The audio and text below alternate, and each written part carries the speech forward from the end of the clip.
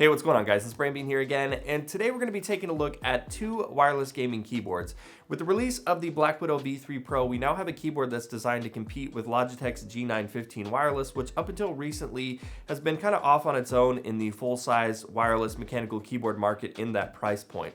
It is no secret that Logitech and Razer are big-time competitors, but it has now come down to a literal dongle measuring contest between companies to figure out which one comes out on top. So with that, let's check out some keyboards.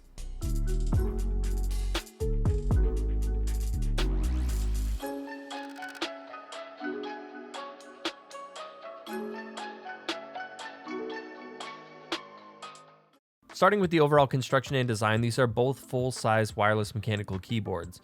The Blackwidow V3 Pro is made up of a metal top plate over a plastic case, and it feels solidly built and comes in at around 2.5 pounds. Cosmetically, it's a more toned-down Blackwidow aesthetic, but the top plate is a bit of a fingerprint magnet. The G915 Lightspeed is also made up of a metal top plate which is wrapped over a plastic casing, but the G915's also curves around the sides, which just makes it look a little bit nicer, kind of giving the illusion of an all-metal body. And the top plate is made with a classy-looking brushed aluminum, which doesn't show any fingerprints.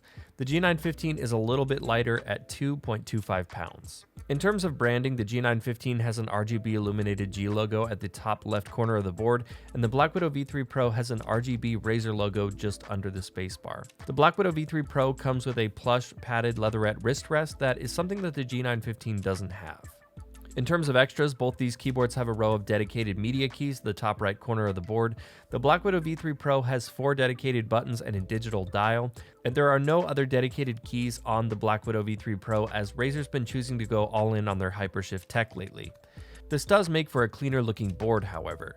The G915 Lightspeed takes the opposite approach, bringing a ton of dedicated buttons. You have the 4 dedicated media keys and large volume scroll wheel with the waterfall design for easier use, 5 programmable macro keys on the left side of the board, which I personally like, and 8 more dedicated buttons at the top of the keyboard for on-the-fly macro recording, controlling the brightness, and toggling wireless modes, just to name a few. The G915 certainly has more buttons to play with, but that does make it a busier looking keyboard. Looking at the switch options, the G915 Lightspeed uses what Logitech calls their GL switches. They're essentially just Kale low-profile switches, and they're actually branded as such. I do like that Logitech offers 3 switch types on this board, a linear, tactile, and clicky variation, so there is going to be a switch type for all preferences. The low-profile switches have a 1.5mm actuation distance with a 2.7mm total travel, so it's a little bit shorter than Razer's full-size switches, but won't feel as fast as Cherry Speed switches, for example. I don't typically like low-profile switches personally, but these have a surprisingly normal feel to type on. The Blackwidow V3 Pro, on the other hand, is available in 2 switch types, they're clicky green and linear yellow. This time around, Razer has improved the lube on the switches and introduced silicone sound dampeners on the linear variation of their switch to make them perform similar to Cherry MX Silence switches. My only complaint here is that they don't offer a tactile switch option. And just so you can hear how these sound, here are a couple of sound tests.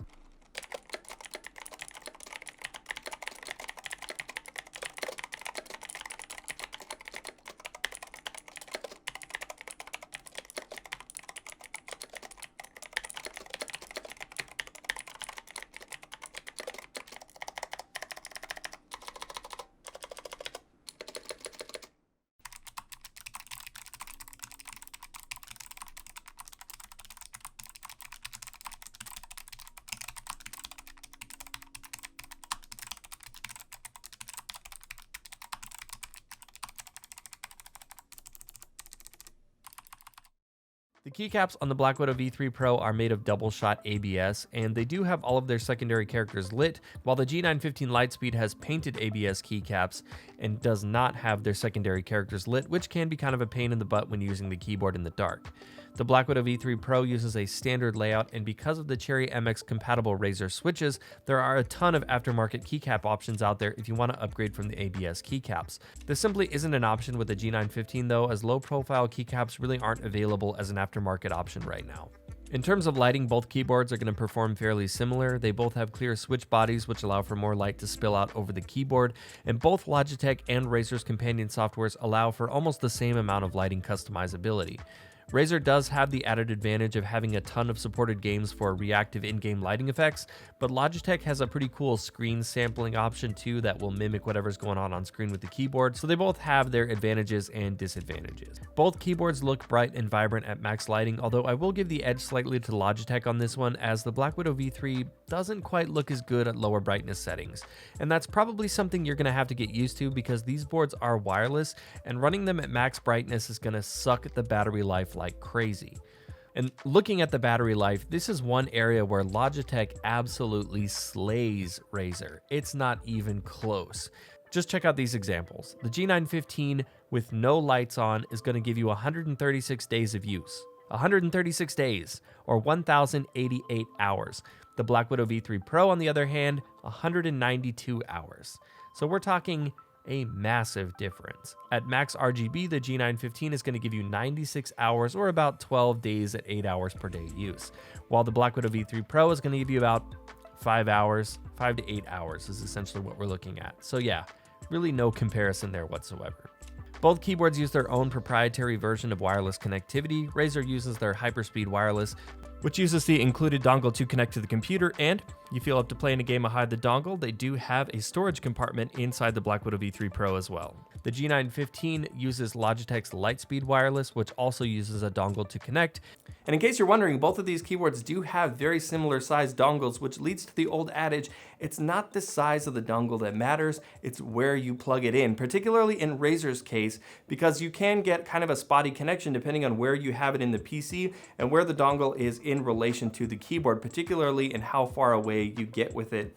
Logitech really doesn't suffer from this issue. And both of these keyboards have Bluetooth as well and can be paired with multiple devices simultaneously for easy swapping back and forth. Honestly, I found these both to be pretty reliable in terms of the wireless connectivity. A lot of times it's going to depend on how far and where you place the dongle, but in a typical desktop setup, I didn't really notice too much issue. Both boards also include a cable for charging in wired use. The Blackwidow V3 connects via a USB-C cable, which is nice, while the G915 Lightspeed uses the more old-school micro USB. In terms of price, both boards are similar and in my opinion are both a little bit too expensive. The G915 Lightspeed is $250 while the Blackwidow V3 Pro is $230. And I think for that small of a difference in price, for me, the G915 Lightspeed is certainly the better value as a wireless device. I think the G915 makes a lot more sense in its design. You get significantly better battery life, which is a huge plus, a slimmer, more portable chassis, which makes sense for something that's wireless, and you get better overall lighting. The Blackwidow V3 Pro, on the other hand, is an option for those of you that maybe don't like low-profile switches, and it does come with the wrist rest, which is nice.